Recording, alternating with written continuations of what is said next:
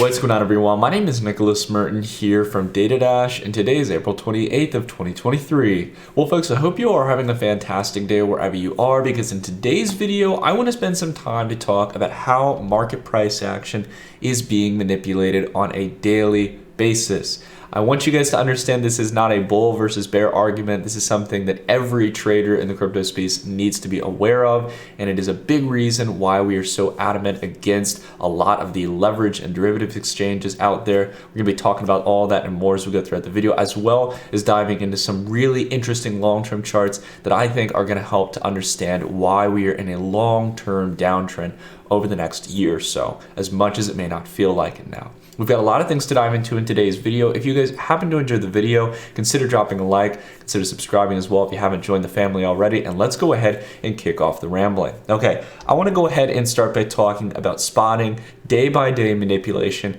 in price action. Now, we understand over the past couple of weeks, past couple months, since back towards the start of the year, we've been on a general uptrend in price. We've been able to come up from around $15,000 to do about a 100% move up towards around the 30K range. And a lot of people are on the fence about whether or not to go long at this point or to start building shorts. Irrespective of where you stand on that position about probably building a short or long position over the next coming months, depending on where you think price is going, I want you all to be vehemently aware about something. And it's something that we speak about a lot on this channel. I think at the end of the day, I wish more people would speak out against it rather than promoting it. And that is the unfortunate reality of derivatives exchanges being the primary way that retail traders, everyday investors, so to speak, are getting involved in crypto markets, and how that is going to chop you up in the long run, okay? So I want you guys to just take a look here. This is the past, really almost the past month of April here, since around April 5th. And there's been a few significant moves during this month. There was one here on April 9th going into April 11th, where we took Bitcoin's price from around 28K to 30,000. And then roughly speaking, if we just kind of analyze price here, this was our resistance range at around 30,500. And after that, we came down and built a new base around $27,250, right? Now it looks like out over the past few days as we go into the close of April, this is going to be likely moving up here, forming a new base around 30K. Now, all in all, Bitcoin really hasn't done too much in the past month. In fact, going all the way back towards March, Bitcoin really hasn't done anything. It's been generally pushing sideways for the most part, with a negligible margin of error in either direction. So I'm not here to make a bull or bear thesis here on this. What I want to show you is how markets can steal you. They can rob your liquidity if you allow them to, by putting yourself in the wrong position. So let's go ahead and take a look at an example of this here. If we take a look at all of these major moves, what are the similarities we find here? Well, first off, our key momentum indicator here usually spots the majority of the trend here, allowing us to ride the wave. But that's not the point I want to make. I want to show you guys what happens here each and every time. Roughly speaking, when we see these moves within price, we're going to use the percentage rise or decline tool here on TradingView between these major price ranges. Now, I want you to notice something here. If we're generally kind of analyzing these without being too particular here, if we take a look at all three of these major moves in the month of April, notice how the vast majority of them are generally showing a percentage move roughly of around 10%. Sometimes give or take a little more, a little less. And the question you got to ask yourself is whether or not this is just coincidence or if something nefarious is going on here. I think it is very well the latter, guys, because if you think about it from a derivatives exchange point of view, their number one objective, although most people don't realize this, they see these big sign-up bonuses, they see these opportunities to turn $1,000 into $10,000, right? If you could just go 10x leverage, then you potentially, if Bitcoin doubles, then I can 10x my money, right? That's the mindset that a lot of traders walk into with trading derivatives products. They think of the upside and not the downside. And the exchanges know exactly when you build your entries and when you're building longs or shorts and when you are likely to get liquidated, meaning that you lose all the capital you put in towards your positions. I'm going to show you exactly how they do this. So as they run up price here in the spot market, notice how we start to build a resistance point here. I'm going to go ahead, remove the line here, just so you guys can see the red portion here. As you can see, this is where there's a lot of chop. We have a breakout or deviation, short-term move here to the upside. That's when a lot of retail accounts start to build their leverage long positions, chasing the trade, right? We get the deviation, we roll back under that line, we chop sideways, and then we start to trend lower here, right? Now, what happens here is that if there's a lot of people who are 10x leverage long or more, it could be 20x, 50x, 100x leverage, a lot of users are going to fit into that category rather than the more moderate swing traders or day traders. Unfortunately, if the price action gets down to this range where it was dragged down to, all of those traders who were leverage long will get liquidated. It is pure mathematics. Unless they are adding more liquidity, adding more collateral, they're getting forced out of the trades. That's just the name of the game, because these exchanges don't want to help you hedge. They don't want to help you make money. It is a casino, and they know predictably that for every single deposit that comes into the platform, a fixed percentage are going to lose it all without them doing anything. And essentially, they can mark that as revenue or profit made when you make a deposit. Pretty sickening, isn't it?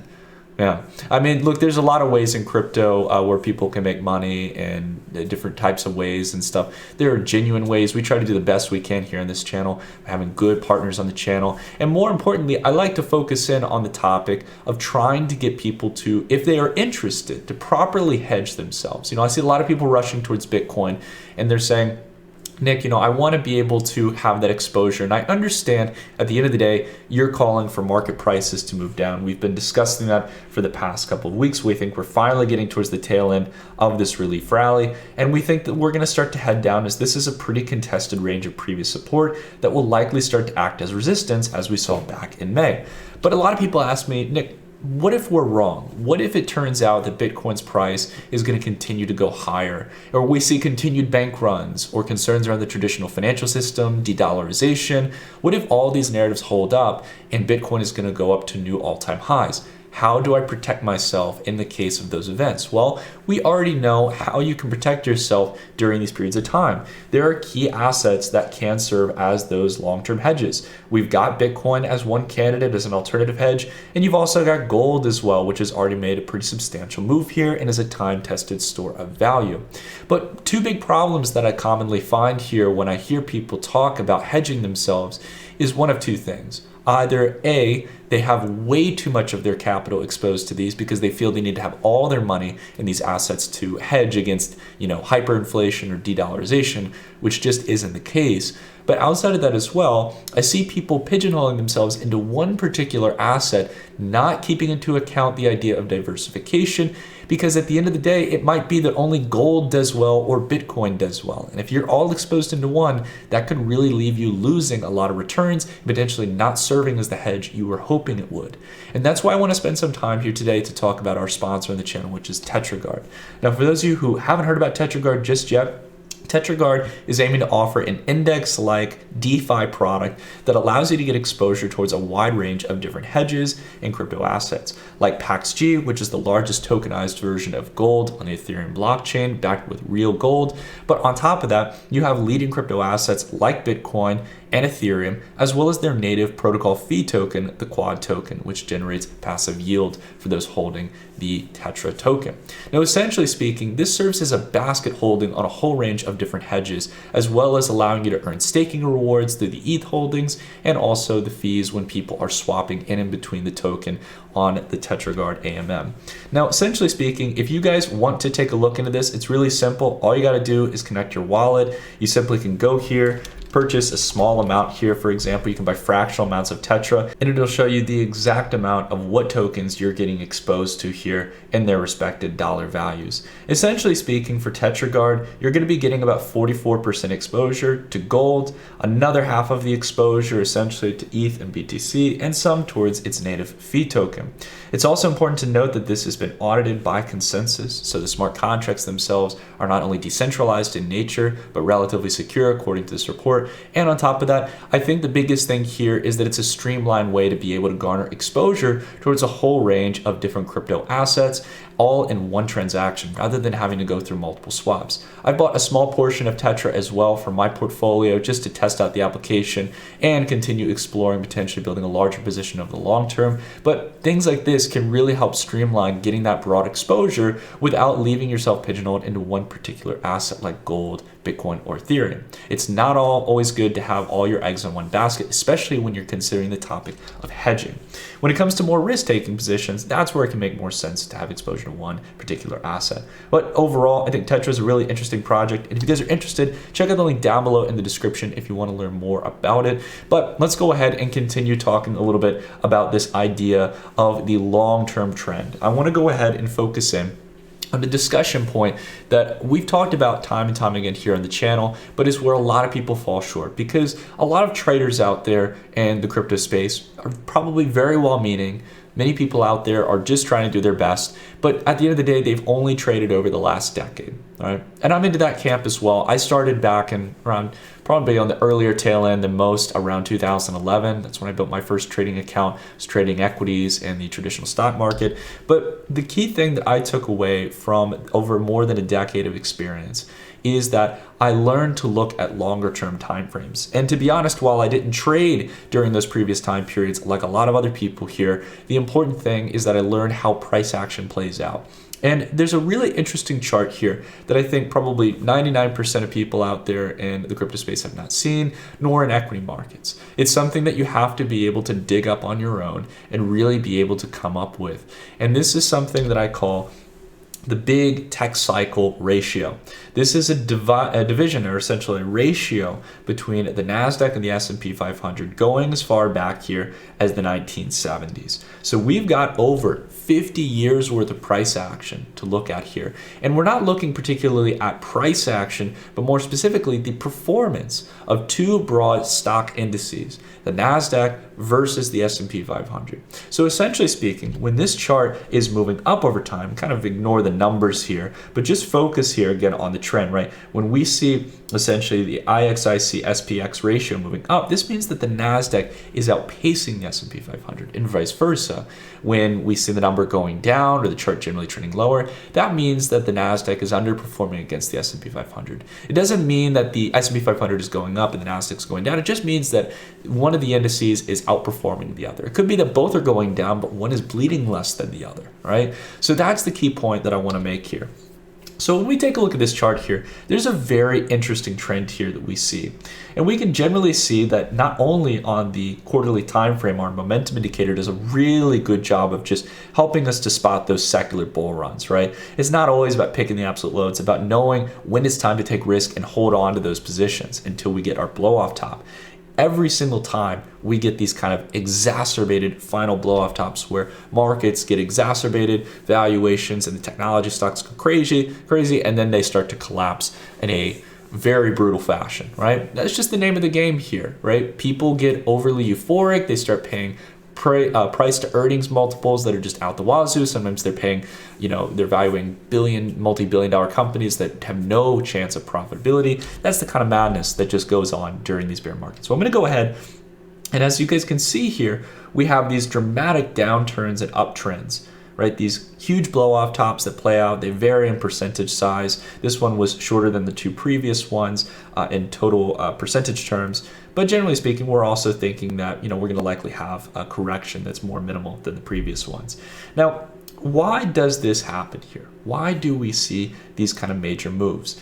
I think the main reason for this is because at the end of the day, as we discussed, people get euphoric during periods of time. Sometimes there are periods of stimulus, monetary policy, investor sentiment that drive valuations much higher than they should be. And vice versa. There are periods of time when we're having those pullbacks where essentially it gets to exacerbated levels, and therefore institutions start to scoop things up. Tech stocks are cheap. People get optimistic for the next wave of technology. It could be things like AI, etc. And that's what kicks off the next wave, right?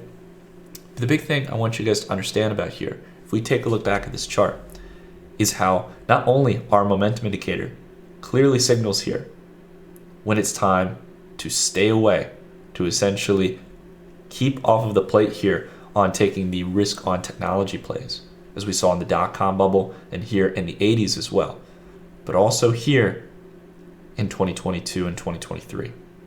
Now I know we've seen a big bolster here, about 9% outpace of the S&P 500 by the NASDAQ here in the first quarter. But the enemy that we're up against here is that 200-week and our momentum indicator. So far, we have not passed either of those, and until you get above that range, we are likely going to face resistance as we have in the past. We already did this here as we failed to hold it as support back between March and April of 2022. And in August of 2022, that was the point to go short. That was the time to start building your bets to the downside for a multi-month decline going into the beginning of 2023. And now over the past few days, we've been turning that 200-day into support, looking to retest back up towards that 200-week likely within the next week. A question here you have to ask yourself is whether or not at that moment, are you feeling the FOMO? Are you feeling like going long? Or are you feeling like history is going to repeat itself? Do we really have the steam to be able to kick off a new bull market, take ourselves to new all-time highs? Have we had the proper correction in technology stocks? I understand this looks like a pretty substantial correction, but again, as I've talked about before, when we zoom out, we can see here that technology stocks against the S&P 500 are still at dot-com level valuations.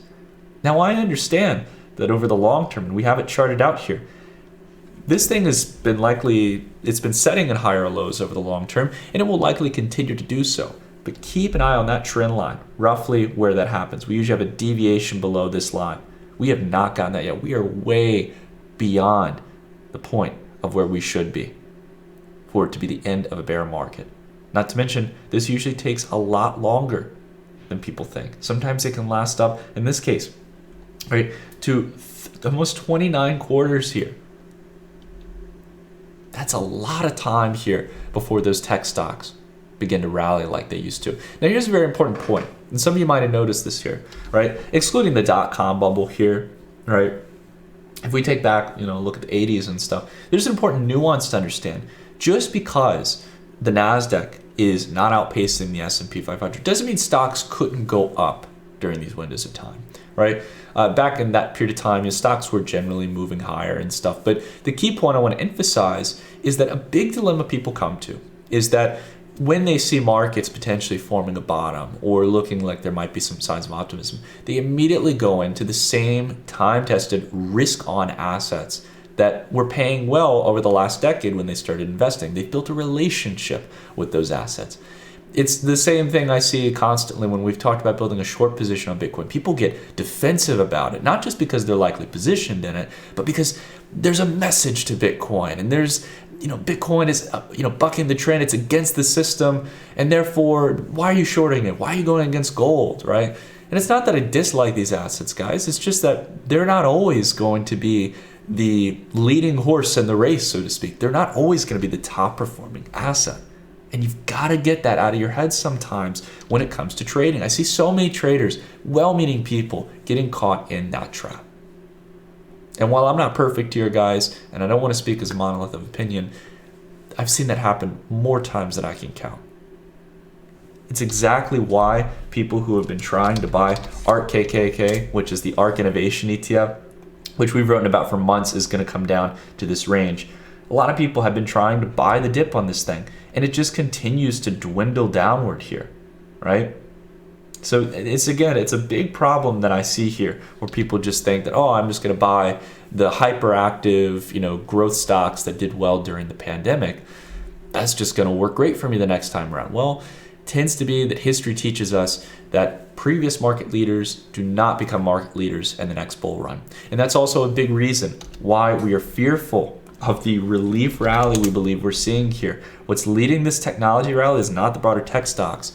It's names like Microsoft and Apple, which are already holding a major concentration on the broader equity market as a whole. Essentially speaking, if these stocks go up or down, it is going to determine the direction of the stock market. And when you see that kind of concentration, there's a lot of risk in just a few key names that are making up the vast majority of valuation in equity markets. You not only got to be good at knowing which stocks to be in, where the vast majority are underperforming or not doing so hot and relying on those larger stocks. But on top of that, it's a question of whether or not they can continue to rally up. I want to go ahead and run through two key things here that I think can hope to kind of close in on this position. First off, on a macro perspective, and I want to bring it back to crypto here in the near term. Really good index that one of the Dash Report members had brought to my attention a while ago. I watch it from time to time. Is the Global Supply Chain Pressure Index, or GSCPI. And this thing is a great indicator of letting us know when global supply chains are starting to contract, demand is starting to shrink. And this is a great visual representation that what the Fed is doing is it's doing its job. We've seen the biggest contraction since back on October of 2008 for this index. And it shows that we are likely, sooner rather than later, entering towards a very brutal period of time, a real recessionary period, signaling that the Fed is going to be able to tame inflation. But that's only if they continue to raise by 25 basis points and keep rates at that range for a long period of time. Now, whereas many people just a month ago were thinking that that was a low probability and that the Fed was going to start to cut, those probability markets are ticking back up. That the Fed is going to raise by another 25 basis points and it will keep it there for the vast majority of this year. So the macroeconomy is not looking like it's going to be easy on those same high growth companies, many of which are cash burning. But on top of that, we got to talk about Bitcoin here, guys, and the grayscale discount. Now, I keep coming back to this from every couple of weeks. I'll bring this up. And the reason why is because it's incredibly relevant. And I want to put this in perspective here, right? The discount has been growing worse again here as we go throughout the later half of April. We're now down towards around roughly 39% discount from the net assets under value. All right. So 39%. Why is this such a big deal here, right? GBTC is one financial product. How can it be such a big deal that it's trading at a discount? It's been doing so for some time. This tells us that there is an overglut in supply, that we are being lied to, that there is some run on the bank in towards Bitcoin. If there was, you would be seeing this number taking up big time during this entire period of March and April. It is relatively flat since we got the news of Silicon Valley Bank. So what gives? Well, it is likely the fact that Grayscale, not just Bitcoin, but the vast majority of its products are trading at a massive discount because there is not enough demand for the supply. I want to do some math here real quick, right? You've got about 629,310 Bitcoin. Huge stake holding of Bitcoin here in one ETN product by Grayscale. $18.5 billion of holdings. At the discount that we're seeing, this number should be updated towards around 39%, right? You're talking about 245,000 Bitcoin below value. Meaning that, roughly speaking, you've probably got about a 250K Bitcoin surplus. Then what's really demanded by its investors?